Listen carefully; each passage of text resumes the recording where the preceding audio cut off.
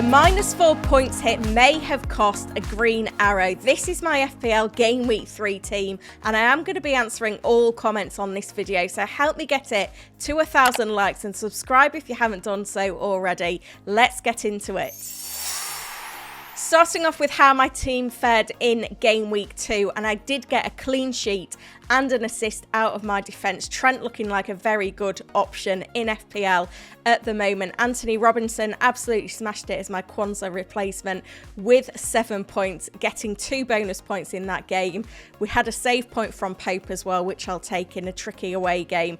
Vardiol did blank though. It's frustrating to see his clean sheet lost so early.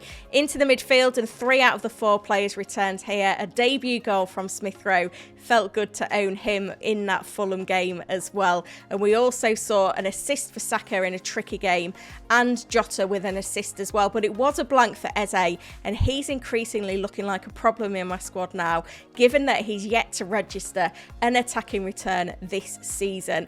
Into the forward line, it was a blank for Alexander Isak. Muniz came in as my transfer for the injured Solanke. He blanked as well, which was frustrating.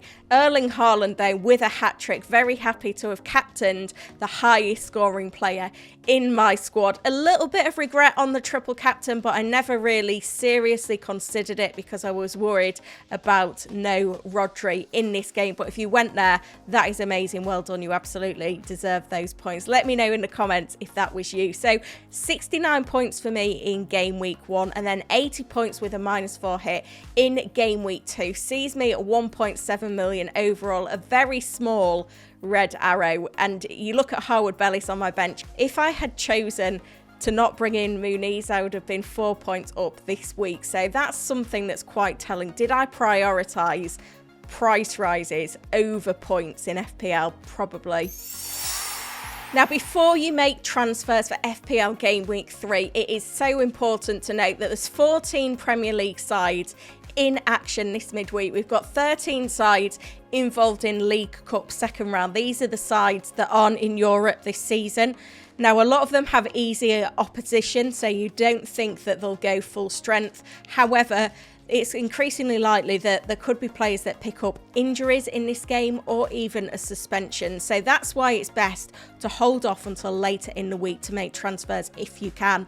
The transfer window also shuts before the Game Week 3 deadline. That's on Friday night. So Saturday morning, in terms of information, is the optimal time to make transfers, because a player could come in that displaces a player in your current squad, could make them a better option, a worse option, could make another player a better option. So if you can gather that information, then that is great. But I know that some people, with a lot of price changes in the market, a very busy week, will need to make their transfers early to capitalise on price changes and get those extra funds into their squad before they're priced out. So as long as you know the risks, it's something to keep an eye on, because it is going to be a really important week for information gathering. Looking at my team then, I've got 1 free transfer and I've got 1.5 million in the bank, having made that downgrade from Solanke to Muniz last week.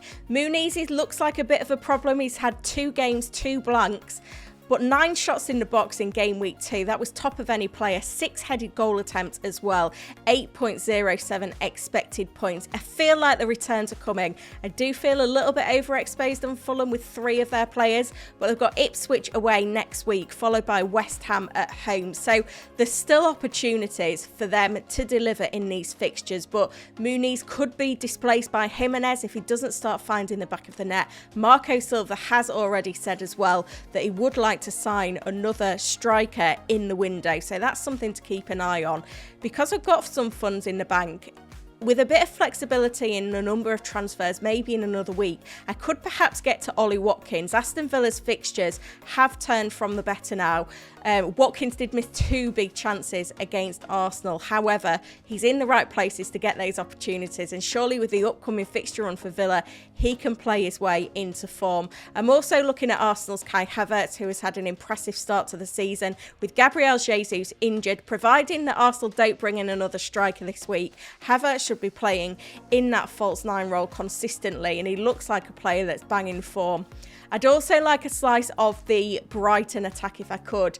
I looked at both Welbeck and João Pedro last week before ultimately going for Muniz. A little bit of regret there.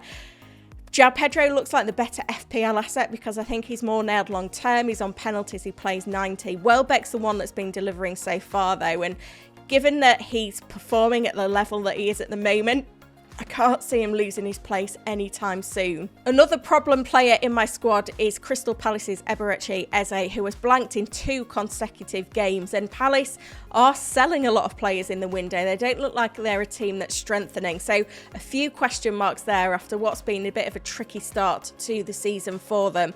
But Eze has been very lively. He's had 12 shots on goal, the most of any player, 10.33 expected points. If there was a definition of points dodging in FPL, Eze is it right now, but it's a stacked price point at 7 million.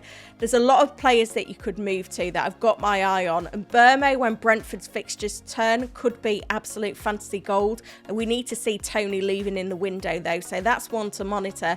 Madueke, I don't currently have any Chelsea players and they've got great fixtures. Madueke finished last season in great form, obviously got that hat-trick in game week 2. We'll be keeping an eye on their progression in the Europa Conference League on Thursday, whether they qualify for the tournament as a whole. I feel like that's something that needs to happen given the number of personnel they've got at their disposal. Madueke, we want to see him as a consistent first choice player in the Premier League though, and with the number of players coming in, there is always risks there, but there's no need to drop him at the moment in his current form. I also like Matoma at Brighton. 2 wins in 2 from Brighton, really impressive performances. And while there's rotation maybe in the other forward spots, Matoma seems quite nailed on this left-hand side. Brighton, again, though, very active in the window. So whether another player comes in for competition for Matoma, that's something to keep an eye on. So maybe Eze will survive for at least one more week. Talking of Brighton, Barco, what a disaster it was starting the season with him. He has transferred now to Seville on loan, red flagged in the game, so he shouldn't drop in price now. And because I've got funds in the bank, I could go anywhere in terms of a defensive replacement. I do like the look of the Aston Villa defence, especially with their fixtures.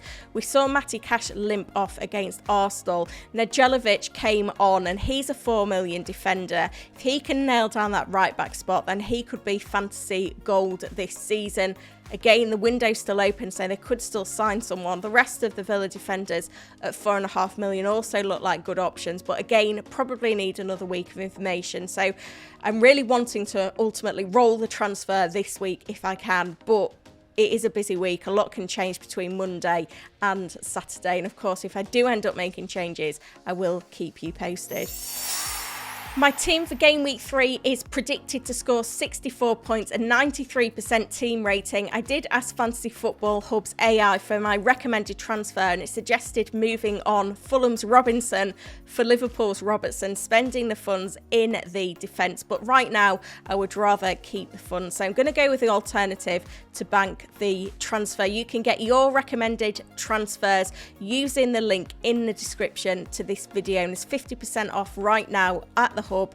Win your league or your money back. That offer is going to end this week, so get involved if you want to find out, because it is the best time to sign up. Pope starts between the sticks and a tough fixture. Spurs at home, but I feel like it's a game where Newcastle will be on the front foot. So let's see, at least hopefully you can bring some save points for me. Tricky fixtures all round actually. In the defence, we've got Trent away at Manchester United, Vardiol away at West Ham, and Robinson away at Ipswich. It does feel like a week where the fixtures maybe aren't on my side, but with the weak bench that I've got, the 11 kind of picks itself here. Going into the attack then, Saka at home to Brighton, that's going to be a huge game, especially given the form that both of these sides have started the season with. I've got Eze away at Chelsea. Let's see what he can do in that game. Smith Rowe at Ipswich, Jota at Manchester United as well. And in the forward line, it's Isak at home to Spurs, Muniz away at Ipswich, and Erling Haaland away at West Ham. So you look through that squad, there's a lot of away fixtures in there. 8 players away, only 3 at home, and tough games for those that are at home. It feels like a week where I need to ride it out and hopefully get some points on the board. Captaincy then, and probably got to back the form. In terms of the options, Isak at home to Spurs, I don't think that's a bad fixture from an attack perspective, especially knowing how strong Newcastle United were at home last season. Saka at home to Brighton again appeals, but Brighton have been very good, both attacking and defensive. However, there were massive gaps in the game against Manchester United, so maybe Saka could capitalise there, attacking returns in every game so far. But it is difficult to look past Erling Haaland away at West Ham. It's a fixture where he's tended to do well in. Remember that brace in game week 1 in his first competitive Premier League game for Manchester City. I think he has to just edge it for the armband this week, with Saka getting the vice captaincy. Remember, I'm answering all questions on this video, so get your dilemmas in the comments and make sure you're hitting that like button. We're trying to get to 1,000 likes on this one. Subscribe if you've enjoyed as well, and I'll be back tomorrow with the deal sheet. Thank you for watching.